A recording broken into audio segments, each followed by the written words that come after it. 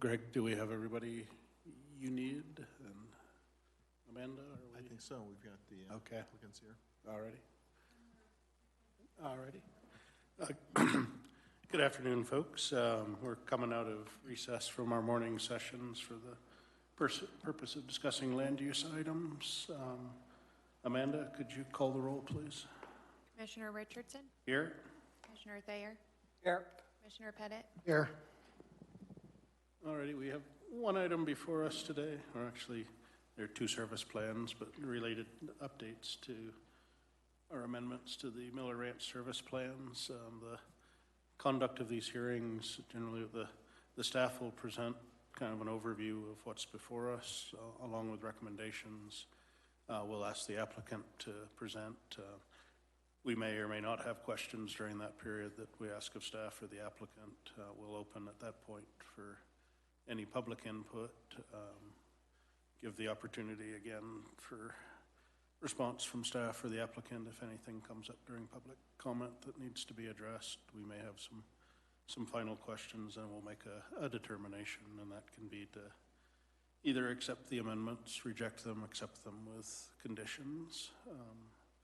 And then I believe the next step after here, if approved, these are filed with the district court, and then action is then maybe taken by the boards of the metro districts themselves. But these are existing metro districts that were approved back in 2007. So I think with that, I'll just turn it over to you, Greg, to kind of roll. Yeah, I guess we'll open a legislative hearing to. We do need to open it, right? Yeah. I'll make a motion. We open the public hearing on Miller Ranch Service Plan Amendments SR-21-0044. Second. Kevin, a second to open public hearing on this item. All in favor, please say aye. Aye. Aye. We're in public hearing. And then with Greg, I'll turn it over to you. Thank you. My name is Greg Thompson. I'm the planning manager for Elbert County. As indicated, this particular application is for the Miller Ranch project, and the only question being considered this afternoon is whether or not their metropolitan district service plan and their water and sanitation district service plan should be amended. That's the question before the board today. Talk a little bit about the process. The application came in June of 2021. It was referred out. Planning Commission heard it in November. The Board of County Commissioner meeting was originally scheduled for January 12th, and that was continued to today due to some posting issues that were resolved by moving the date. The owner of the property is Appleby Development Company, Inc. The applicant representatives are here as well. Generally speaking, the location for the site is County Road 29 and 154. This is a vicinity map showing kind of the development around the site. This is Miller Ranch here in the middle, at least the developed portion of it at this point. The concept plan is a little hard to get it all into one sheet, so County Road 29 is marked over here on the far east side. 154 is on the south side. And again, this is generally the area that is developed at this point in time, is that southern portion, if you will. I didn't know if this was a little bit more clear drawing for you, but again, 154 on the south, 29 on the east side of the site. The referrals that went out included the county's Metropolitan District Attorney expert that reviewed it from a legal standpoint, Anderson Analytics, which is the county's Metro District reviewer as well, Lyman Fire Protection, Public Health Department, Public Works, and the Assessor's Office all reviewed it. No objections were seen from the referral respondents that were provided. The Elbert County zoning regulations address, in terms of service plan applications and how those are get reviewed by the board, and it's in regard to Colorado Revised Statute 32-1-2032. The findings of Community Development Services staff and the Planning Commission recommend approval of the requested changes to the Miller Ranch service plans for both the Metropolitan District and the Water and Sanitation District. A couple of conditions that were included: that the applicant would be required to remove the public hearing sign, and the approval would not become effective until all fees are paid and all conditions of approval are met. There was a fee that was kind of hanging around for the one of the reviewers, the Metro District reviewer that the county used, and the applicants have resolved that here in the last week or 10 days or so. I'm happy to answer any questions you have. The applicants are here and I think would like to address you as well.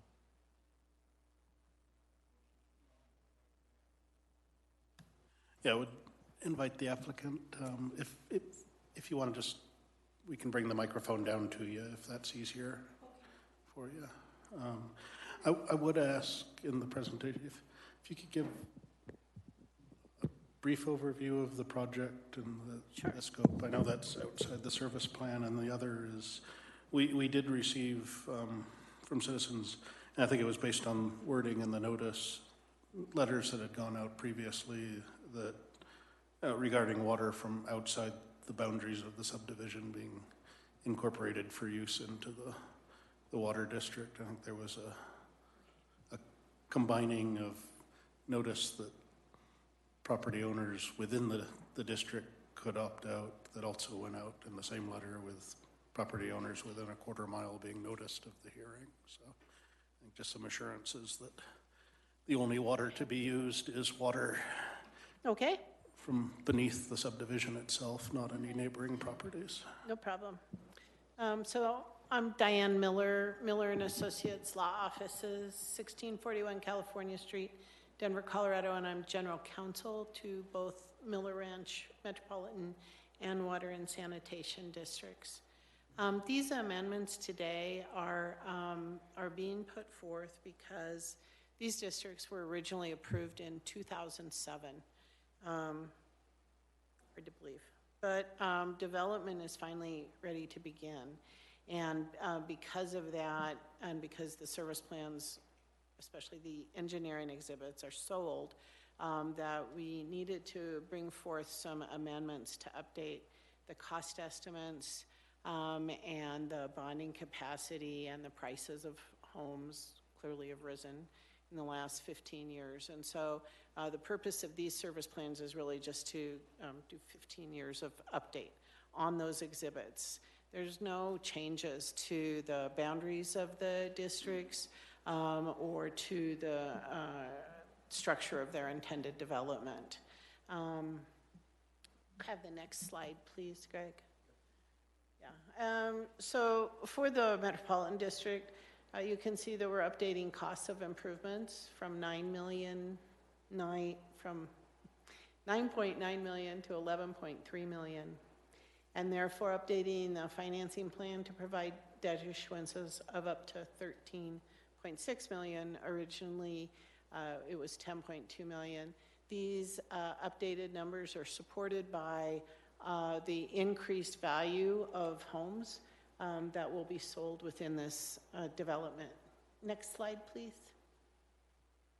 The Water and Sand District was also originally approved in 2007. The service plan amendment increases the cost of improvements from $4.5 million to $4.5 million from $3.4 million, and anticipates issuance of approximately $5 million. These are revenue bonds that'll be issued by the Water and Sand District. They're going to be paid from tap fees collected on new homes within the district, so they're not tax bonds per se. The Miller Ranch Water and Sanitation District, I'm not development counsel, but it is my understanding that all the water for this development comes from the developer themselves and from the property, and is not being brought in from outside sources. The developer, Stephanie Denny, is here from Appleby Development and can address that in more detail if you would like. Next slide, please. So Elbert County has a notice requirement that not only are property owners within the boundaries of a proposed district notified that a service plan hearing is going to go forward, but all property owners within a quarter mile of the boundaries of the district also receive notice of the hearing that's going to happen. Next slide, please. So there is currently no development in this district. If you received a notice for this service plan hearing, it's because you're in that quarter mile boundary. You're outside the boundaries of the district. And you were just given notice because county requirements provide for that notice so that you know about what's going on in property adjacent to you. The district cannot impose taxes outside their boundaries. So if you received a notice, you were told about this, but you cannot be taxed by these districts in any fashion whatsoever. Next slide, please. I think Greg had put this up. You can see the boundaries of the district here, and I'll point out at the very top of this map where it says County Road 21, there's a black line that starts at County Road 21 and goes down into where the development is anticipated to occur. That is just a 40-foot wide, I believe, road. It is not part of the properties that you see. Well, on this, you would see it to the left. Those are not anticipated to be in the district. Next slide, please. And here we have a little map where you see Miller Ranch Metropolitan District. And all of the areas that are in that teal, outlined in that teal color, all those areas received notice of today's hearing. So if you lived anywhere in there, you received a notice that we were doing the service plan hearings today, but you are not within the boundaries of the district and are not subject to any of the taxing or improvement costs for these districts. That's all that I have. I'm certainly here to answer any questions that the commissioners may have for anyone else on these service plans.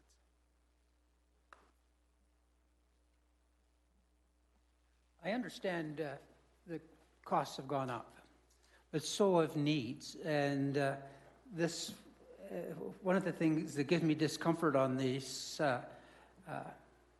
special districts is I'm really not knowing what I'm approving in terms of what lies under it. And it seems to me that this has been brought to us out of order. There should have been some kind of a plan first, modern plan, up-to-date plan. And as I read this, I don't see that. Commissioner, do you mean a plan with regard to the development itself? Yes. Okay. It is, again, I apologize, I'm not development counsel, but it's my understanding that your staff has been working on an updated subdivision improvement agreement or development guide for this property. And I don't know the status if that comes before you guys or is improved administratively. Will at some point come before us? I mean, I think, I can't speak for staff, but I think we've expressed a desire to get a firm development guide so we know what we've all agreed to for what the community looks like, what the offsite improvements are, et cetera. So, I mean, generally the metro districts are a funding tool for the developer, and so we are, I guess, in our experience, a little bit out of sequence where if the final approvals for development guide in phase 2 and 3 impact funding, it could potentially come back for yet another update if it's not developer funded, but a metro district funded item. And I understand. I don't know how that all lashes together because we haven't generally had that all together in one bundle. So. Right. Generally speaking, when we talk about the ability of a district to fund public infrastructure within or without its boundaries, it's not really related to what you guys approve as the infrastructure needs for the district. We base it on a financial analysis. So districts work within certain parameters, and we know what the anticipated value of the houses that are going to be built are. And we know if we apply a mill levy cap of 50 mills to that, we're going to have X number of dollars coming from every house from tax revenues. And from that, we know what the bonding capacity of the district is. And most of the time, and that's true here too, the district cannot afford all the public improvements. There simply is not enough capacity in districts because their assessed value is so low to pay for all the public improvements. And that's why your development agreements with the developers say, anything the district can't pay for, that's on you, and you have to pay for it. So I'm not sure what is the agreements that are going on the development side with regard to this, but unless it came back that you were going to, triple the number of houses and expected value was going to be $1 million each, it's not going to affect the financing capacity of this district. That's set, like I said, based on financial numbers and not based on the development projections or the requirements that are put in place by the county for street widths or depths or off-site improvements or anything else. Gotcha. Again, I mean, I'm not to be argumentative, but generally we look at the developer is the person we're looking to for all of this, and whether he exercises a metro district capability or not is kind of one layer down versus. Right. So Exactly. do you have anything specific? Yeah, I would like, ma'am, are you I'm sorry, Stephanie? Stephanie, are you representing the developer? I think it would be useful for us just to hear general overview of the project and then where you are at in final platting negotiations for SI. Just not making any decisions on those, but I think it gives us context for. Yeah, I'm Stephanie Denny, Vern Miller's daughter. I live at 47760 Interstate 70, Lyman, Colorado. This development, this entire development was approved, I think, back in 2006 or 2007. Filing one is completely through the county, recorded, done. Last year in March, we were scheduled for filings 2 and 3 for final plats. And just before the hearing, we were to do, the county attorney wanted us to update our service plans. So that's what we're doing first, and then we plan to do filings 2 and 3 final plats.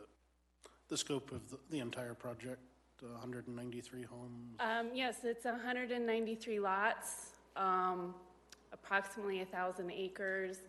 All lots are 2.5-acre lots, except for, I think, 3 lots by the subdivision there. They're 3.5-acre lots. The water comes from the Arapahoe and Denver aquifers. We are not bringing any water in. We're not taking water out.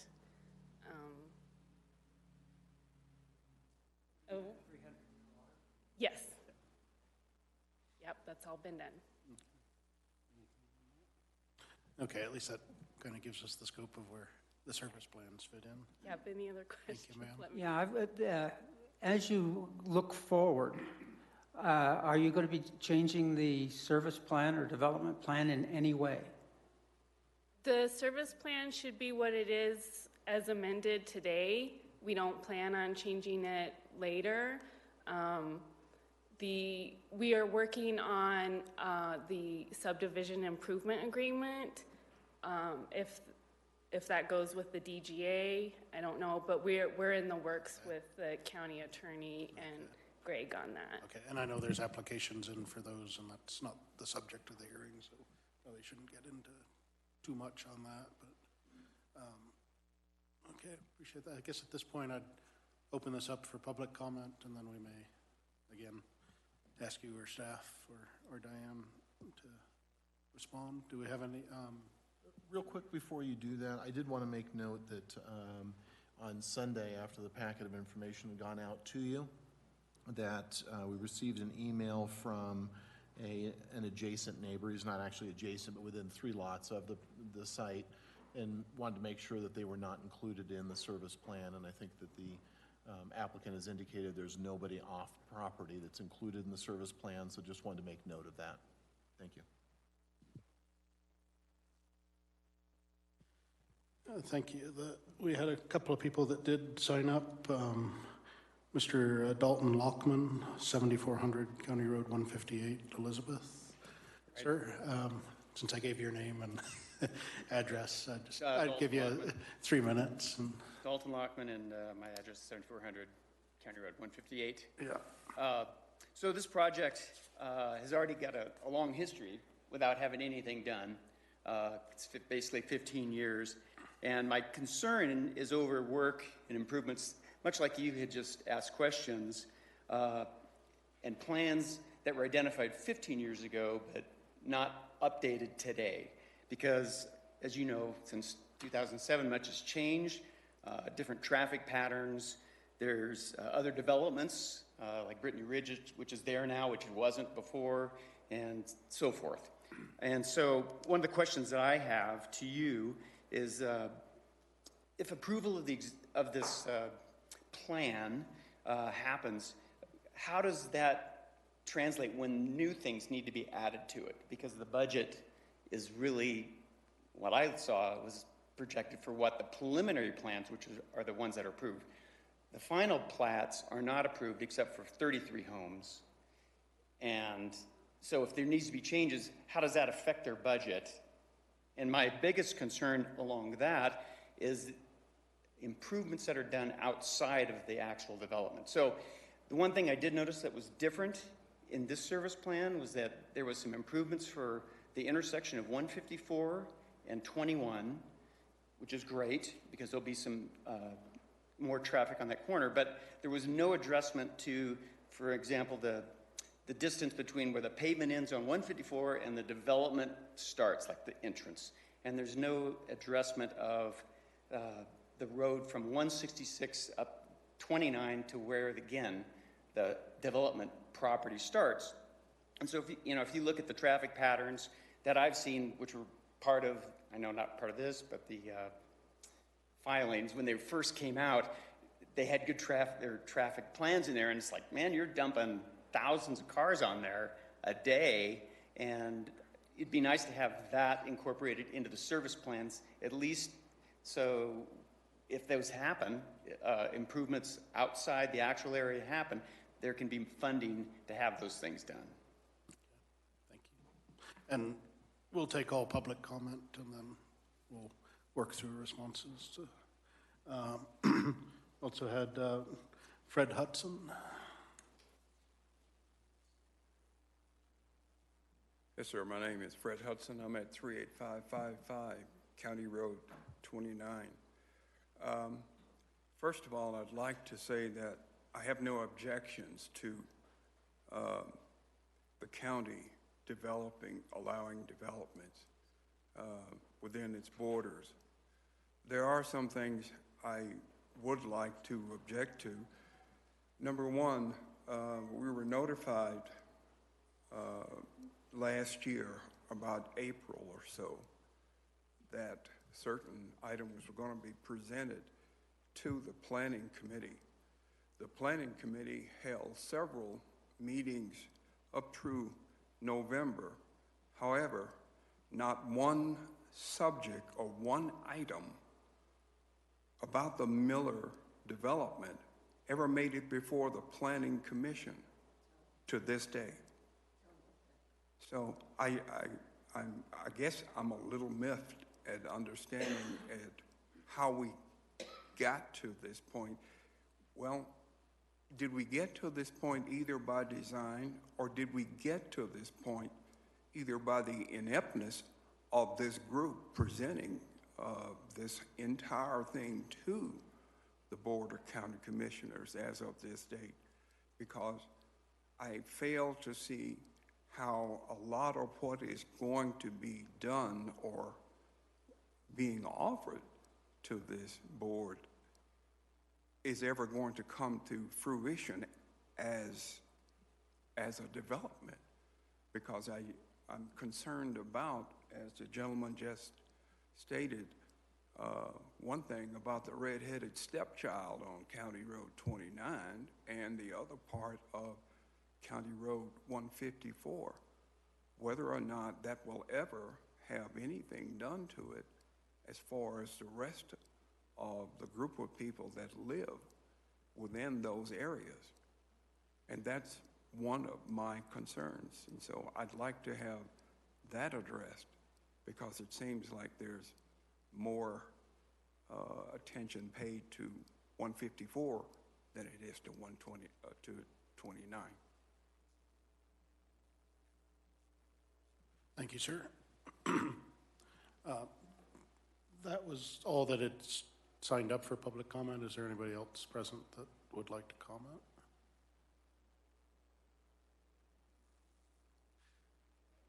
Okay, ma'am. No. Oh, no. It's not a problem. It's just really a quick comment, and it's specifically related to... And if I could have name and address, yeah. Yes, I'm sorry. Ellen Green, 37235 Timber Drive. I'm over in the Pines. We are outside of the notice area. I guess if I were to sum it up, it would be very brief. Commissioner Thayer surprised me, and I'm so glad he did. It sounds like we're putting a little bit of the cart before the horse. And I think that I'd kind of like to understand more about what those specifics were that we don't know. Of course, the parties involved will always tell us the revenue we're going to make and those kind of things. But we should have standards just as high on the things that relate to our assets, relate to our operations, relate to moving around, relate to who we are, those kind of things. So if any of those, in the cart fit in those categories, I would certainly like to know that. So I just thought I'd share that, and anything that you all can provide in that area, I'd appreciate it. Thank you, ma'am. Yeah. If there is nobody else, I'll close public comment at this time. Oh, ma'am, please.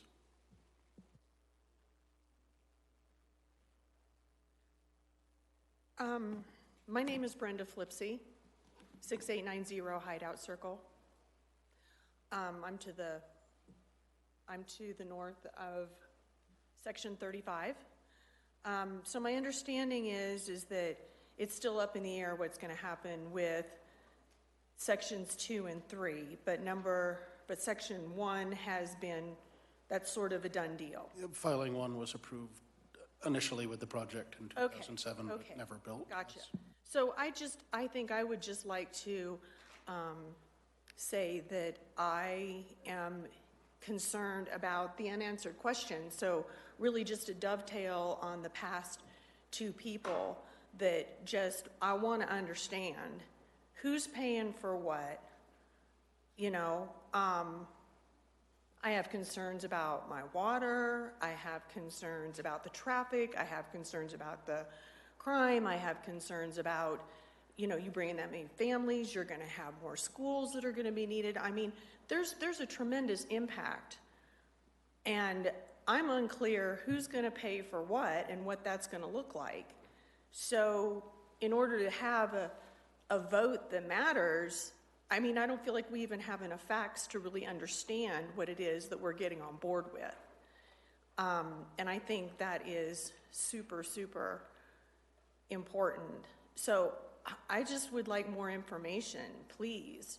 I don't know if I want to fight it or if I don't. I will say that when I look at the map, and I walk those roads almost every day, and I think about the traffic, and I think about the size of the lots, particularly around the Section 35. There is nothing that is 2.5 acres visible anywhere in any direction from that piece of land. And I try to envision those houses there, and I'm going, oh my gosh, that's going to look so dumb. And then the financial piece of it, in having people, who's paying for what. So I think it's really unfair to the people that are already there, that have purchased larger lots, that paid a price, that would be myself, included in that, struggled to have that larger piece of ground so I could have that country living, I could have large animals, could, have that opportunity and pay taxes on that land and the impact of the community for all those years. And I'm just really concerned about what it's going to look like in all out, in all different directions, financially, geographically, even just what it's going to look like. I can't even picture it. So, yeah, just more answers, please, so we can take a look at what we're getting on board with. Thank you, ma'am. Thank you. Apologize if I went over. Oh, no. Sounds like you just ran up to the time limit. So I think that's been most everybody here. So last call. Yes, ma'am. Yeah. Yep. It's just, I think what she's calling for, Ellen Green again, I think what she's calling for is kind of a full impact study, which maybe that's what's kind of lacking a little bit in certain areas. So that would be certainly helpful and might have been answered a little bit if the developing group were here. So I just think that that's maybe how I would define it. Grant knows I have an accounting background, so that's what I would have liked to have actually had seen a little bit more of. Okay, thank you. Thank you. So with that, I will close public comment. And just briefly, and I'll ask both Diane and, I'm sorry, ma'am, I missed to address, but that we do recognize this is a little out of sequence, and there's an right now, just to kind of review the bidding where we're at, was the subdivision was approved with a density of 193 homes in 2007. That's an entitlement that the owner has. At that time, there was also a subdivision improvement agreement specifically focused on the intersection of 194 and 21 that you mentioned, sir. And that was, I think as it stands, as a requirement to have those improvements done before the first home is built in phase one. Pending and heard by the, pending is still the final plating for subdivision of phase 2 and 3. And during the subdivision hearings is when we have the presentation of traffic studies of impacts, of all those impacts. One missing piece that I know staff is working with the developer on is essentially called a development guide. This is a planned unit development, a PUD is what it's commonly called, which is kind of a one-off zoning that is used for mixed use, for, most commonly for residential subdivisions. And that PUD is the zoning, and it consists of a design guide and a graphic. We have the graphics, we have, there were some design notes on the plat, but not what we generally see as a county as a full design guide, and that's what staff and developer are working on, that further defines what the on and off-site improvements look like. Right now, where we're at with the service plans is there's an identified list, primarily the interior roads of the subdivision, the intersection that was previously agreed to. I may be wrong, but the segment of road from the intersection to the southern entrance is previously identified. It was previously identified and funded. On-ramps and off-ramps. So there's what we will expect to see prior to the phase 2 and 3 is a completed subdivision or design guide. The current transportation plan that the county published earlier this year calls for 29 to be paved, and that's at either developer or public improvement district funded. So, and I'm not going to try to get ahead of Cardiff kind of horse and staff and developer negotiating where that comes to. But all those pieces need to be before us before we even consider phase 2 and 3, or they need to be concurrent with considering phase 2 and 3 of the project. I would expect that Ms. Miller would confirm that if they only get approval for phase 1, this project will not get off the ground. They're not going to put in a water system for 33 homes. They're not going to pave 6 miles of interior roads or whatever that number is for the 33 homes. So this is going to have to all come together in a coherent piece. The initial notice that went out was to have the Planning Commission hear filings 2 and 3. That was put on hold when it was recognized that the service plans had expired. And I know the numbers increased by, I think it was about 32% or 30 in the mid-30s for, I believe, the water district, and about 20%-ish for the construction that's associated with it. But there are missing pieces, and I recognize that at this time. But none of those can be missing when it comes time to consider the second and third filing, which I assume will come in together along with a design guide and improvement agreements for any construction to be done. And at that point, we know at this point what's being proposed that can be funded through the Metro District. If there's other requirements to be funded either through the sale of lots or other developer funds, if those aren't agreed to, then the whole project is really at risk, and any approval, I'm sure, is certainly at risk. If there was any other,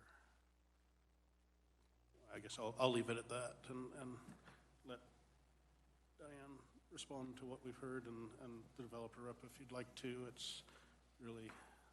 Thank you.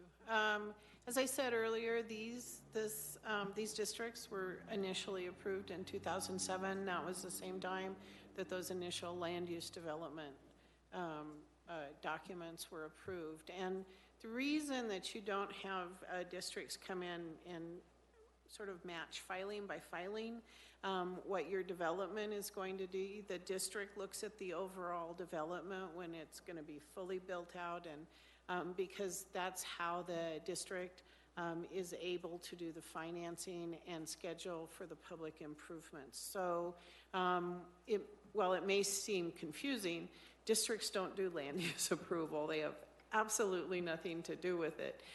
They simply stand behind the development to handle the public infrastructure that will have to be developed for that particular development. And then, as I said earlier, rarely is there a residential district that's big enough that it can handle all the public infrastructure. It almost never happens. So districts are put together. We determine how much of the public infrastructure, the streets, the street landscaping, the water system, the sewer system, whatever has to be put in as public infrastructure, we can determine how much the district is capable of financing for that. And then whatever is left is not a district obligation. It's put on the developer to pay for the rest of it. Because as I said, unless you're a commercial district, you just can't pay all those costs. So although it may seem out of order to have the districts here for their amendment approvals today, the assumption is that the county and the developer will continue to work through the filing 2 and filing 3 developments, and at that time these districts will be in a position ready to move forward with the public infrastructure and financing. Yeah, I'm just puzzled by the order of which you're doing things, because in that we don't have a development plan, you don't know what your costs are going to be. Like the road intersections may be quite different when it comes time for that approval. I'm not against the development. I was on the Planning Commission back when that was approved, so I'm cool with that, and I'm cool with the idea of the finance plans. But I recommend that you ask for a continuance until we have the plan in place. Because if you ask me to vote, and I will, I don't want to vote against it. I can't vote for it until I see a plan. Do you mind if I have a conference with my client real quick? We'll take a 5-minute recess while you discuss.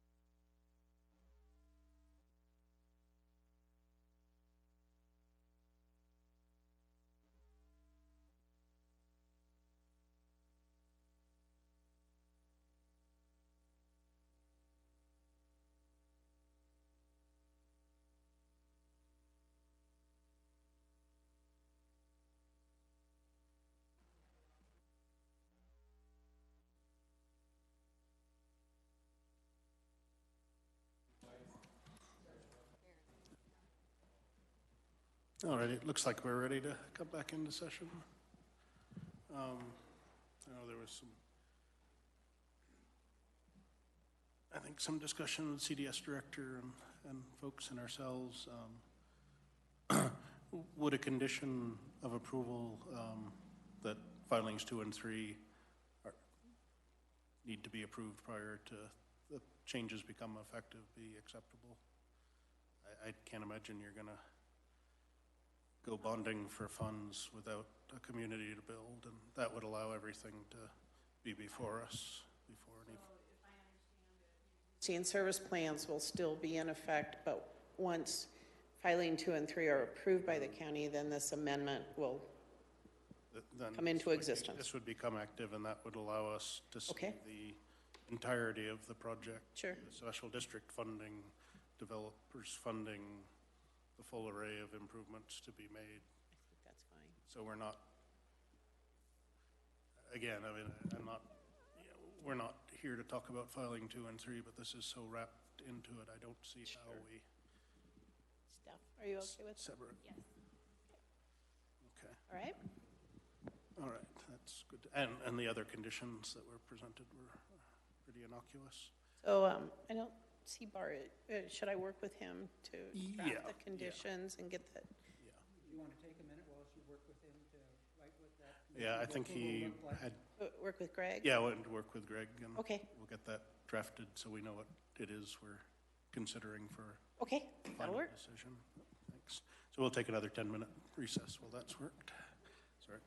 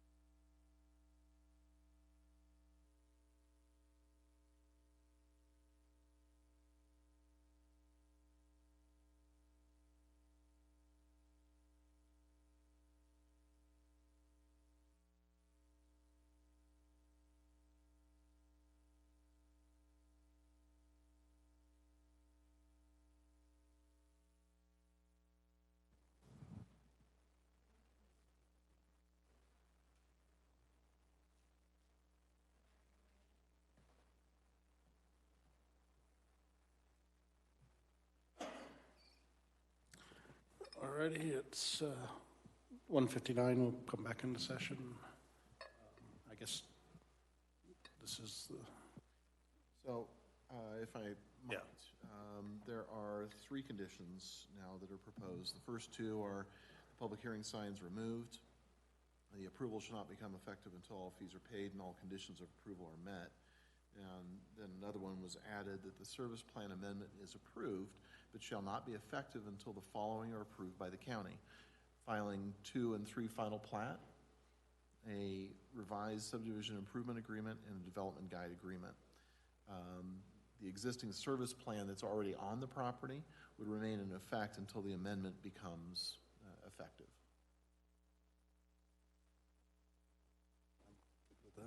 Thanks for working with us. Maybe I was too confused to make you feel comfortable, but this gives us a chance to be knowledgeable.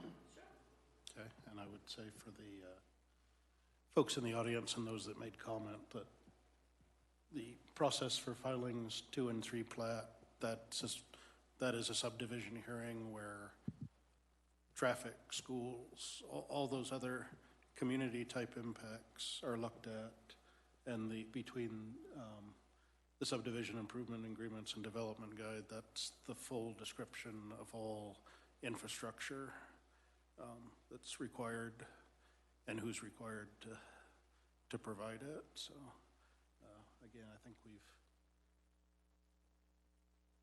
come to the right place for today, and I think there's some learning points on our side, and I know there's been quite a few changes in staff that have also not helped in this, but like I said, generally when we've considered large subdivision, all these documents come together nearly simultaneously. The subdivision improvement agreements is more of a contractual thing that sometimes follows, but we usually have a nearly complete draft of that at the same time too. So I know there's a lot of unique things when you're starting with something that's as old as this was, but has very clear entitlements in place. There is no, let's just scratch it to start over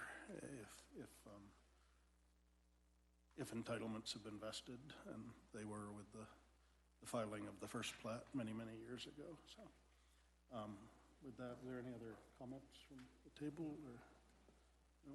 And I'd accept a motion to approve the amended service plan with the conditions that were presented. Mr. Chairman, I move that we approve Miller Ranch Service Plan Amendments SR-21-0044 if the applicant accepts the conditions of approval.